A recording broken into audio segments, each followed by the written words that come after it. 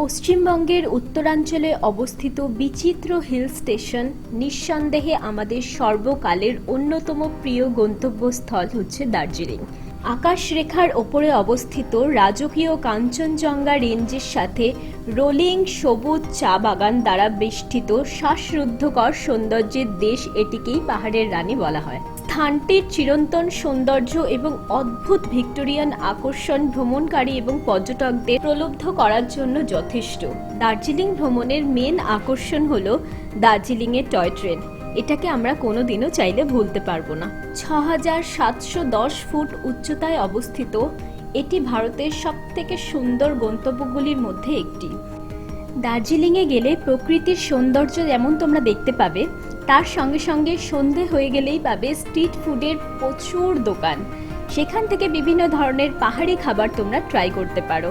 তার সঙ্গে সঙ্গে যদি বন্ধুদের সাথে খুব ভালো একটা টাইম কাটাতে চাও বা প্রিয়জনের সাথে যদি খুব ভালো টাইম কাটাতে চাও, তাহলে দার্জিলিং অবশ্যই তোমাদের আসতে হবে। হ্যালো এভরিওয়ান, টোটাল ট্রিপের একটা নতুন ব্লগে তোমাদের সকলকে স্বাগত জানিয়ে শুরু করছি আজকের ভিডিও। তো বন্ধুরা, আমি আবার চলে এসেছি একটা নতুন ডেস্টিনেশনের উদ্দেশ্যে। আমি আজকে যাচ্ছি দার্জিলিং। দার্জিলিং কিভাবে এলাম সেটা সম্পূর্ণ ইনফরমেশন এই ব্লগে আমি তোমাদের সাথে শেয়ার করব। তো অবশ্যই ব্লগটা এন্ড অবধি দেখো। দার্জিলিং তোমরা তিনটে পদ্ধতিতে যেতে পারো। ফার্স্ট অফ অল তোমরা যেতে পারো ফ্লাইটে করে, মানে বাগডোগরা হয়ে। সেকেন্ড তোমরা যেতে পারো বাই বাস। আর থার্ড তোমরা যেতে পারো ট্রেনে। যেহেতু আমাদের খুব ইমার্জেন্সিতে প্ল্যানিং হয়েছে, মানে হাতে একদম টাইম ছিল না, তো অবভিয়াসলি আমি ট্রেনের টিকিট পাইনি। তার জন্য আমি চলে এসেছিলাম বাসে করে, গ্রিন লাইনের বাসে। বাসের ইন্টেরিয়র কেমন সেটা সম্পূর্ণ এই ব্লগে দেওয়া থাকবে, তো ব্লগটা অবশ্যই দেখো।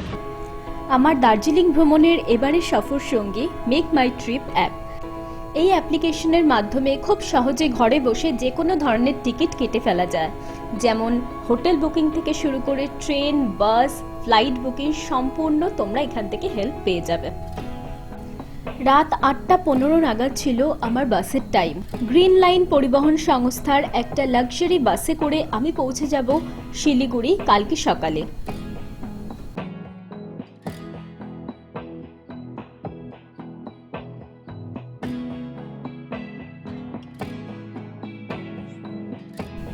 দার্জিলিং যাওয়ার প্ল্যান যেহেতু খুব সাডেনলি করা হয়, তার জন্য আমার কাছে একদম টাইম ছিল না যে আমি ট্রেনের টিকিট বুক করি। কারণ তোমরা সবাই জানো যে ট্রেনের টিকিট বুক করতে গেলে মিনিমাম ১-১.৫ মাস আগে বুক করতে হয়, না হলে কিন্তু ওয়েটিং লিস্টে থাকতে হয়, আর আদৌ কনফার্ম হবে কিনা তার কোনো রকম কোনো ভরসা থাকে না। তার জন্য কোনো রিস্ক না নিয়ে আমি কেটে ফেলেছি গ্রিন লাইনের টিকিট। এটা আমি মেক মাই ট্রিপ থেকে কেটেছি, আর যেহেতু ১-২ দিন আগেই কেটেছিলাম, তার জন্য আমার মানে অনেকটাই কস্ট বেশি পড়েছে। ১৬৭৫ টাকা পড়েছে আমার এই একটা সিটের কস্ট। আর এটা ছিল সেমি স্লিপার সিট। তোমরা ভেতরের ইন্টেরিয়রটা দেখতেই পেলে, ভীষণ সুন্দর ছিল। মানে সিটটা এত কমফোর্টেবল ছিল যে সেমি স্লিপার হলেও পুরো শুয়ে আসা গেছে, মানে এতটাই কমফোর্টেবল ছিল। বাসে ওঠার পর ওরা আমাকে প্রোভাইড করেছিল একটা জলের বটল, একটা ব্ল্যাঙ্কেট এবং একটা খাবারের প্যাকেট। আর তার সঙ্গে একদম সিটের পাশেই ছিল চার্জার পয়েন্ট। এই সমস্ত সার্ভিস তোমরাও পেতে পারো যদি তোমরা গ্রিন লাইনের সার্ভিস নাও শিলিগুড়ি যাওয়ার জন্য। গ্রিন লাইনের সার্ভিস তো আমার ভীষণ ভাল লাগে। এর আগেও আমি গ্রিন লাইনে ট্রাভেল করেছি, তো আমার এক্সপেকটেশন যেরকম ছিল এক্স্যাক্টলি ওরকমই ছিল এদের সার্ভিস। সো আমি হাইলি রেকমেন্ড করব, যদি দূর পাল্লার কেউ কখনো বাস বুক করতে চাও তাহলে গ্রিন লাইন প্রোভাইডার অবশ্যই সিলেক্ট করো। ১২ ঘন্টার যাত্রা কমপ্লিট করে ঠিক সকাল ৭টা ৪৫-এ এই বাসটি আমাদেরকে পৌঁছে দিল শিলিগুড়িতে। শিলিগুড়ি থেকে দার্জিলিং যাওয়ার জন্য প্রচুর গাড়ি ওখানে দাঁড়িয়ে থাকে। তোমরা চাইলে কোনো প্রাইভেট গাড়িও বুক করতে পারো বা তোমরা চাইলে শেয়ার ক্যাবে করেও যেতে পারো। তবে আমার মতে যারা সোলো ট্রাভেলার তাদের জন্য তো শেয়ার ক্যাব খুব বেস্ট অপশন, কারণ শেয়ার ক্যাবের ভাড়া মাত্র ২৫০ টাকা। ২৫০ টাকাতে তোমরা এতটা লং ডিস্টেন্স চলে যেতে পারবে। আর তোমরা চাইলে একটা সিট এক্সট্রা নিয়ে নিতে পারো শেয়ার ক্যাবে, তাতে তোমরা খুব কমফোর্টেবলি যেতে পারবে, যেটা আমিও করেছিলাম। কারণ আমার কাছে একটা ব্যাকপ্যাক ছিল যার মধ্যে ক্যামেরা ছিল, তো আমি চেয়েছিলাম একটু কমফোর্টেবলি যেতে। বন্ধুরা, এই ভিডিওতে আমি অলরেডি তোমাদের সাথে শেয়ার করে দিয়েছি যে দার্জিলিং তোমরা কিভাবে পৌঁছতে পারবে। তো চলো এবার দেখে নেওয়া যাক দার্জিলিং যাওয়ার বেস্ট সময় কোনটা। দার্জিলিং যাওয়ার সবথেকে ভালো টাইম হচ্ছে এপ্রিল থেকে জুন। এই সময় ওয়েদার খুব প্লেজেন্ট থাকে এবং তার সঙ্গে সঙ্গে এই সময় তোমরা যদি চাও ফ্যামিলির সাথে একটা ভালো জায়গায় সময় কাটাতে, তোমরা ফ্যামিলিকে নিয়েও যেতে পারো। জায়গাটা এতটাই সুন্দর যে সবার ভীষণ পছন্দ হবে। তবে আজকাল পর্যটকরা কিন্তু শীতের দার্জিলিং দেখার জন্যও অনেকে যাচ্ছে, যাতে শীতকালের ওই স্নোফলটাকে তারা এনজয় করতে পারে। তবে আমার মতে summer time is the best time to travel any hill station. তো পাহাড়ে যাওয়ার জন্য গরমকাল সব থেকে বেটার হয়। আর তার সঙ্গে সঙ্গে আমি তোমাদেরকে আরও একটা জিনিস জানাবো যে মনসুনের টাইম মানে জুলাই, অগস্ট, সেপ্টেম্বর, এই 3টে মাস তোমরা চাইলে অ্যাভয়েড করতে পারো, কারণ অনেক সময় না পাহাড়ে বিভিন্ন জায়গায় ধস নামে, তো মানে বিপদ হওয়ার চান্সেস থাকে। তো ইটস বেটার কি এই টাইমটা অ্যাভয়েড করে বাকি টাইমটা তোমরা যাও। আশা করি তোমরা দার্জিলিং খুব ভালোভাবে উপভোগ করতে পারবে। এই টাইমটা হচ্ছে দার্জিলিংয়ের পিক সিজন মানে সামার টাইম। অনেক জায়গায় স্কুলে বাচ্চাদের ছুটি থাকে, তো অনেকেই সামার ভ্যাকেশন কাটাতে দার্জিলিং চলে যায়। কাছাকাছির মধ্যে সস্তায় খুব ভালো একটা জায়গা। তো সবাইকে আমি রিকোয়েস্ট করব যে হাতে টাইম নিয়ে যাবে, কারণ আমি যাওয়ার সময় যে যে প্রবলেমগুলো ফেস করেছি সেটা তোমাদের সাথে শেয়ার করছি, তাহলে তোমাদেরও সুবিধা হবে বুঝতে। আমি যখন শিলিগুড়ি থেকে রওনা দিলাম, আমার 12:30টার মধ্যে হোটেলে পৌঁছে যাওয়ার কথা, কারণ গাড়ি ছেড়েছিল 9:30টায়। কিন্তু আমি পৌঁছালাম দুপুর 3:30, মানে প্রায় 4 ঘন্টা পর। তো এই 4 ঘন্টা আমি পুরো রোড জ্যামে আটকে ছিলাম। এত জ্যাম ছিল রাস্তায় যে বলার মতো না। আমি তো সেই সমস্ত ফুটেজগুলো তুলিনি, কারণ আমার হাতে প্রচুর লাগেজেস ছিল, তার জন্য খুব একটা আমি তুলতে পারিনি ফুটেজ। আর যেহেতু আমি একা ছিলাম, তো এত গ্যাজেট না সামলানো পসিবল হয় না। তো আমি ভেবেছিলাম যে তোমাদের সাথে ইনফরমেশনটা আমি ভিডিওতেই শেয়ার করে দেবো। তো দার্জিলিং যদি তোমরা দুপুরের মধ্যে পৌঁছে যাও, তাহলে কিভাবে তোমরা প্ল্যান করবে সেটা আমি তোমাদের সাথে শেয়ার করে দিচ্ছি।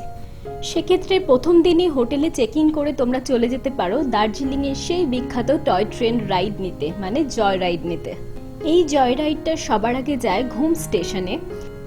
7,407 ফিট উচ্চতায় অবস্থিত ভারতবর্ষের সবথেকে হাইয়েস্ট রেলওয়ে স্টেশন হচ্ছে এই ঘুম স্টেশন, যেটা ইউনেস্কোর ওয়ার্ল্ড হেরিটেজেরও স্বীকৃতি পেয়েছে। এই স্টেশনের পাশেই আছে ঘুম মিউজিয়াম, তোমরা চাইলে ঘুম মিউজিয়ামও ঘুরে নিতে পারো। স্টেশন থেকে জয় রাইডটা চলে যায় দার্জিলিং এর উদ্দেশ্যে। এই ঐতিহাসিক জার্নিটা যারা যারা উপভোগ করতে চাও তারা অবশ্যই জয় রাইডটা নিও। এই রাইডটা হয় 2 ঘন্টার, আর পার পারসন চার্জেস নেয় 1000 টাকা। এই রাইডটায় প্রচুর সিনিক বিউটি দেখা যায়, আর এটা দার্জিলিংয়ের ফেমাস বাতাসিয়া লুপে 10 মিনিট দাঁড়ায়। তো তোমরা চাইলে বাতাসিয়া লুপেও এসে বিভিন্ন ধরনের ফটোস ক্লিক করতে পারো, জায়গাটাকে সুন্দরভাবে উপভোগ করতে পারো। জয় রাইড শেষ করে তোমরা চলে যেতে পারো দার্জিলিং মল রোডে। বন্ধুরা, মল রোডটাকে তোমরা খুব ভালোভাবে এক্সপ্লোর করতে পারবে। ওখানে বিভিন্ন ধরনের ক্যাফেস আছে, লোকাল কিছু ক্যাফেস আছে, বেকারিজ আছে, এগুলো তোমরা এক্সপ্লোর করতে পারো। আর স্ট্রিট ফুড তোমরা এক্সপ্লোর করতে পারো। স্ট্রিট ফুড দার্জিলিংয়ের অসাধারণ। আমাদের যেহেতু পৌঁছতে অনেক দেরি হয়ে গেছিলো, তার জন্য আমরা প্রথম দিন সেরকমভাবে কোথাওই যাইনি। আমি তো বলবো প্রথম দিনের সন্ধ্যায় দার্জিলিংয়ের মল রোডে স্ট্রিট ফুড ট্রাই করো, বিভিন্ন ধরনের ক্যাফেসে যাও, বেকারিসে যাও, ওখানকার ফুডগুলো ট্রাই করো।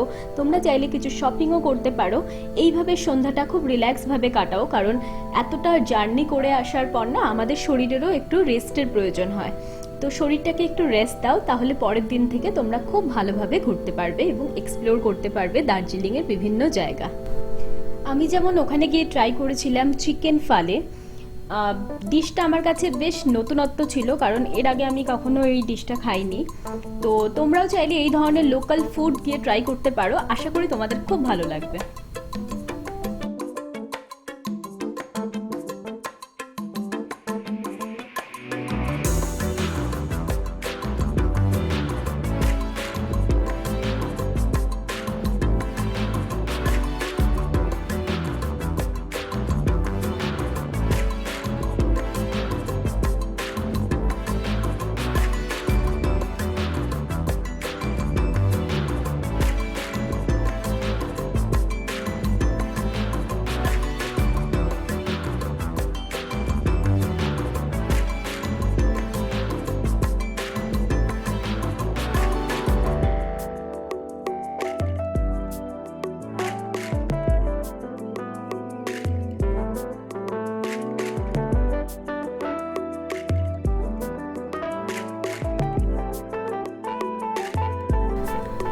এইভাবেই শেষ হলো আমাদের ডে 1 দার্জিলিংয়ে। তো বন্ধুরা, দার্জিলিং ভ্লগের ডে 1-এর ভিডিওটা যদি তোমাদের ভালো লেগে থাকে চ্যানেলটা অবশ্যই সাবস্ক্রাইব করো, ভিডিওগুলোকে লাইক করতে ভুলো না, আর চ্যানেলের সঙ্গে থেকো। আশা করি ভবিষ্যতে তোমাদের জন্য আরও নতুন নতুন ইনফরমেশন নিয়ে হাজির হব। তো চলো দেখা হচ্ছে নেক্সট ব্লগে। Till then take care and by.